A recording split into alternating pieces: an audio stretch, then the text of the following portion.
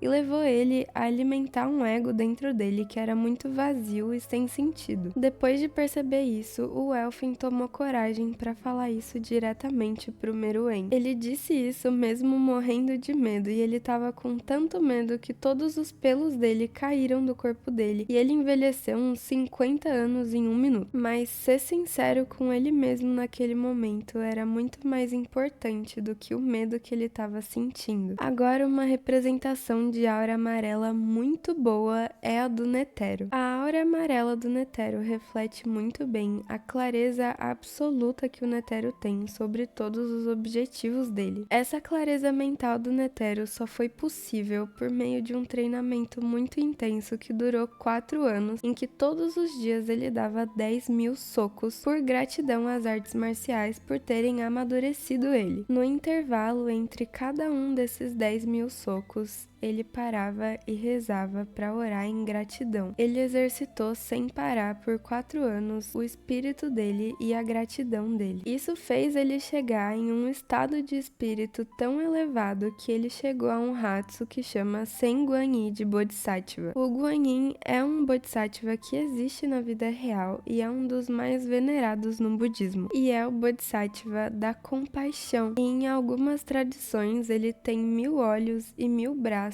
representando a capacidade infinita que ele tem de ajudar o próximo. Quando Meruem arranca uma das pernas do Netero, o Netero aparece com uma aura amarela, indicando de novo a clareza mental que ele tinha ali, mostrando que ele podia ser machucado o quanto fosse, ele não ia desistir do objetivo dele. Depois que o Netero usa a mão zero no Meruem e percebe que ele só conseguiu desferir alguns arranhões nele, ele realmente aceita o destino dele. E agora o Netero aparece com uma cor de aura violeta. Apesar de o violeta ser uma cor parecida com o roxo e também ser uma cor que mistura o azul e o vermelho, ainda assim não tem as mesmas representações que o roxo teria. Primeiramente, o violeta é uma cor mais fria que o roxo, ou seja, tem menos do vermelho e mais do azul. O violeta também é a última cor que a gente consegue ver dentro do espectro de cores antes do ultravioleta, que já é uma cor que a gente não consegue enxergar mais. Por isso, o violeta é uma cor muito usada para representar transições. E aqui pode estar representando a transição do Netero entre a vida e a morte, a aceitação do destino dele e também a purificação dele, que já está sendo cultivada há mais de 50 anos quando ele começou com um treinamento de gratidão dele. Uma outra personagem que também aparece com a cor de aura violeta antes de morrer igual o Netero é a Pakunoda. E a Pakunoda parece ter as mesmas sensações que o Netero tá tendo nesse momento. Ela já sabia que ela ia morrer e ela aceitou muito bem esse destino. E antes de atirar as balas de memória nos membros da trupe, ela apresentou essa coloração de aura violeta também, igual o Netero. Antes de chegar na base da trupe, no anime de 99, a Pakunoda segura um gatinho no colo e no anime de 2011, ela mia de volta para esse gatinho. Mostra aqui pra gente um dos sinais de purificação da Pakunoda. O Razor também aparece com uma coloração de aura violeta. No caso dele, não significa a transição entre vida e morte, mas a transição de estilo de vida que ele teve. Ele tinha uma vida criminosa antes de ir pro Great Island, mas o Jin salvou ele dessa vida e levou ele pra dentro do Great Island pra virar um Game Master e ter uma vida mais digna lá dentro. E toda vez que o Razor lembra do Jin ou lembra de algum objetivo que o Jin passou pra ele, ele apresenta essa cor de aura violeta. O Zeno também tem uma aura violeta quando ele usa o Dragon Head e o Dragon Lance dele contra o Crollo. O violeta também passa essa sensação de sabedoria, que é exatamente o que o Zeno tá usando nessa luta. Ele tá analisando o Crollo muito bem, de uma forma intuitiva, com base em toda a experiência dele. Ele tava agindo com muita sabedoria porque ele sabia que qualquer deslize que ele desse, o Crollo podia roubar uma habilidade dele. Já o Dragon Dive do Zeno é um dragão amarelo. Essa cor de aura amarela do Dragon Dive do Zeno pode representar pra gente o amadurecimento e a evolução do Zeno até aqui, porque com certeza foi muito difícil alcançar esse Hatsu. É como se ele estivesse transcendendo algum nível de força ou algum nível da emissão quando ele usa o Dragon Dive dele. O Puff tem uma aura colorida, e o interessante aqui é que o Puff tem a habilidade de ler os pensamentos e as emoções de outras pessoas. Fora que ele é um personagem muito sensível por si só, ele tá sempre variando entre tristeza, felicidade, raiva. Ele é com certeza o guarda real mais emocionado de todos ali. E essas cores variadas da aura do Puff podem representar as diferentes camadas de emoções que existem tanto nele quanto na habilidade habilidade dele. A Komugi também aparece com uma cor de aura colorida. Ela aparece com essa aura quando ela começa a pensar em várias jogadas incríveis no Gung. É como se cada cor que aparece na aura da Komugi fosse uma jogada diferente e essas bolhas de aura voando ao redor dela fossem os pensamentos flutuando na mente dela. Já o Meruem tem a aura mais diferente de todas em Hunter x Hunter. Quando o Meruem nasce, ele apresenta uma cor de aura azul, roxo e branco. Ao meu ver, a cor da aura do Meruem é tão variada porque ele nasce como se ele fosse uma bagunça só. Ao mesmo tempo que ele é um bebê, ele também é o rei mais forte de toda a humanidade. Ao mesmo tempo que ele tem um DNA humano, ele também é o monstro mais forte que existe no mundo. Mas se a gente for puxar a representação de cada cor aqui, o azul vai estar representando essa racionalidade elevada do Meruem. Ele não é só forte, mas ele também é muito mais inteligente. Logo quando ele nasce, ele tem um olhar analítico sobre as coisas e entende as coisas mais complexas da humanidade logo de cara. O roxo estaria representando o mistério, o poder e o domínio do Meruem, e o branco talvez represente o lado humano do Meruem, e vocês já vão entender por que eu tô falando isso. Quando o Meruem se alimenta de um usuário de Nen pela primeira vez, a aura dele fica mais em tons de azul e branco. Não tem o roxo aqui, significa que tem ausência de mistério, porque ali ele tem uma clareza muito interessante, era exatamente aquilo que ele estava procurando. E ali a gente também descobre qual é o verdadeiro poder do Meruem. Ele absorve o poder de tudo que ele come. Quando a Komugi se machuca com o Dragon Dive do Zeno, o Meruem aparece com uma cor de aura azul escuro e preto. O azul por si só já vai estar representando esse congelamento do Meruem, assim como o congelamento do tempo que não só o Meruem sentiu, mas todo mundo ao redor sentiu também. E o preto vai estar representando o remorso que ele está sentindo de não poder fazer nada pela Komugi ali. Na luta dele contra o Netero, ele aparece em uma representação com a aura violeta, e aqui pode representar a transição pessoal que ele está passando nessa luta. A luta do Meruem contra o Netero é a primeira vez de muitas coisas. É a primeira vez que o rei sente medo. É a primeira vez que ele admira a força física de um humano. Depois que o Meruem é curado pelos guardas reais dele, ele aparece do nada com uma aura branca, justo quando o Meruem aparece no estado mais evoluído possível dele e num estado muito mais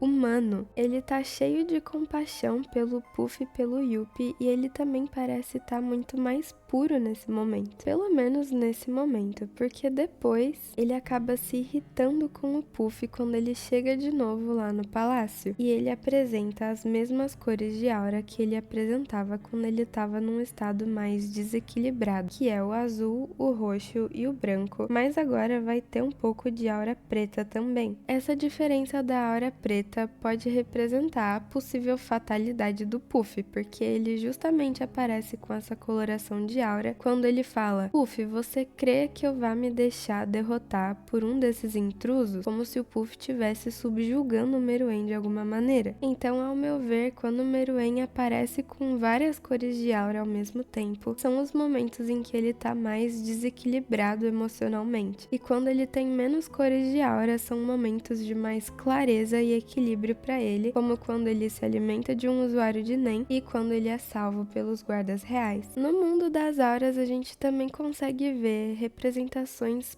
pessoais de cada personagem que não são mostrados para mais ninguém além deles. Quando o Crollo vê o Zeno se aproximando dele com uma aura lilás e com um formato de teia de aranha, é uma visão pessoal só do Crollo, porque na realidade o Zeno só tava com a aura branca nesse momento e ele só muda a cor da aura quando a gente passa para a visão do Crollo. E o que mais entrega pra gente aqui é justamente esse formato de teia que o Crollo vê no Zeno. O lilás lilás, assim como o violeta e o roxo, também é uma junção entre o vermelho e o azul, mas com ainda menos vermelho do que o violeta e mais azul que o violeta. É bem mais claro, mas ainda representa o mistério, representa mais ainda a intuição e a reflexão também. E aqui faz muito sentido, porque o Crollo tá tentando desvendar o Zeno para tentar roubar alguma habilidade dele. Durante a luta do Knuckle versus Yuppie, o Knuckle aparece com uma representação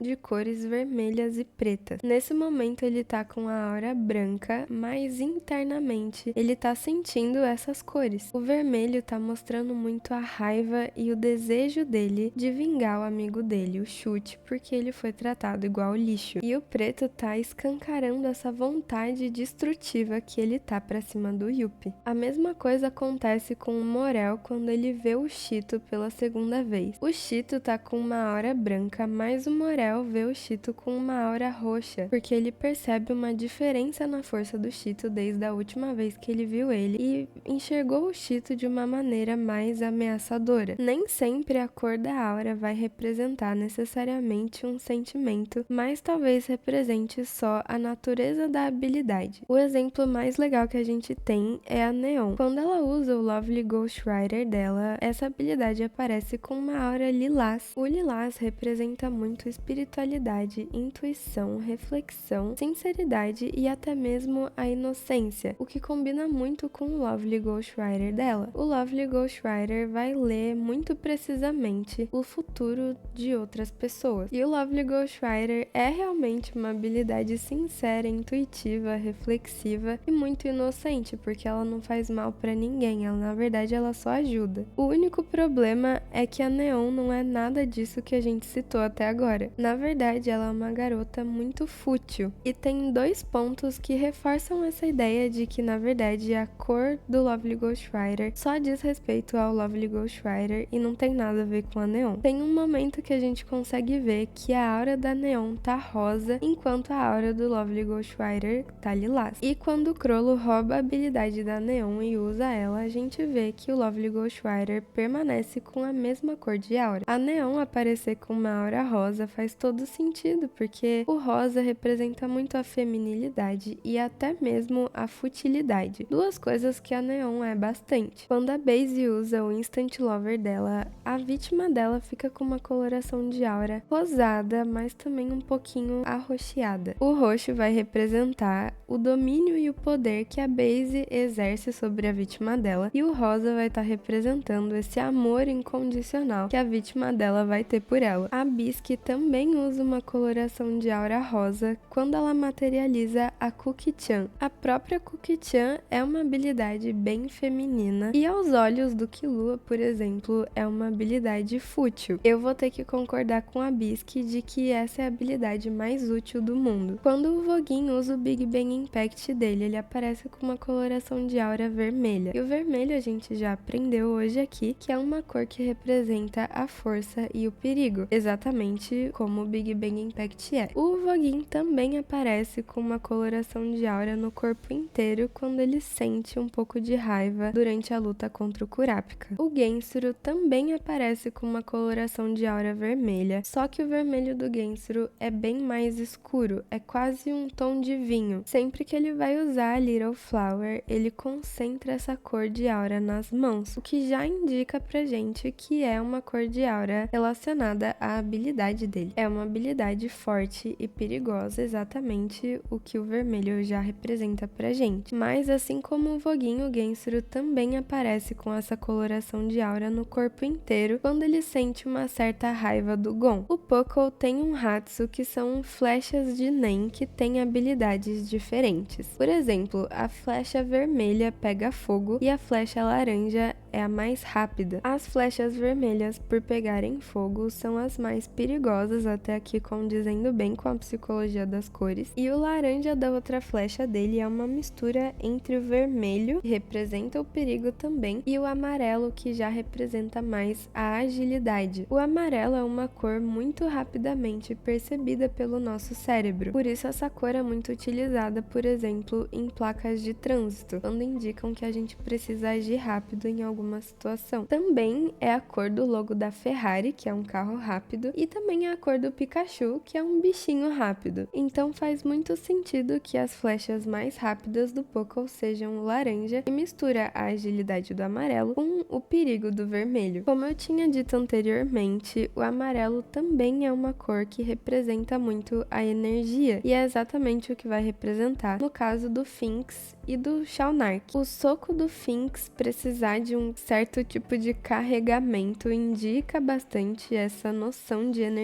e realmente não tinha nenhuma outra cor melhor para representar a habilidade dele. E o Shaunark também tem uma liberação de energia muito alta quando ele usa o piloto automático. Ele fica parecendo um Super Saiyajin, e não tinha também nenhuma outra cor melhor para representar essa liberação de energia tão massiva. Quando o Bonolenov aparece com o Battle Cantable Júpiter dele, ele aparece com uma aura laranja. Condiz muito com o Júpiter em si, que já tem uns tons mais alaranjados, e também condiz com o impacto dessa habilidade, que é bem forte quando acerta alguém. Quando o Leório usa o ultrassom de porta de saída dele, ele aparece com uns tons meio azulados e esverdeados na aura dele. A premissa dessa habilidade é tocar os órgãos das pessoas para curar elas sem precisar fazer uma cirurgia invasiva. Primeiramente, o verde já tem uma relação forte com a cura por conta desses conceitos das ervas medicinais, e o azul e o verde são usados em geral em ambientes hospitalares, então essas cores fazem muito sentido com a natureza da habilidade do Leório. A Shizuko aparece com uma aura azul quando ela usa o aspirador de pó dela. O azul também é muito usado para representar a limpeza, que é exatamente o que o Blink faz. E por último, a gente tem o Goreino apresentando uma aura azul quando ele materializa os dois gorilas dele. O azul também representa a paz e a calma, porque é uma cor fria, e quando a gente olha para cores frias, o nosso sistema nervoso dá uma baixadinha na bola dele e a gente se sente mais calmo e mais seguro. E é exatamente isso que a habilidade do Goreino passa. Ela passa calma e segurança. Ele literalmente tem dois gorilas para proteger e ajudar ele no que ele precisar. E nós terminamos por aqui a análise de todos os 41 personagens de Hunter x Hunter que aparecem com alguma cor de aura diferente. Eu espero muito que você tenha gostado desse vídeo, e se você gostou, deixa o seu like pra eu saber. E se você quer acompanhar mais conteúdo só sobre Hunter x Hunter, se inscreve aqui no Hunter Talk. Beijinhos!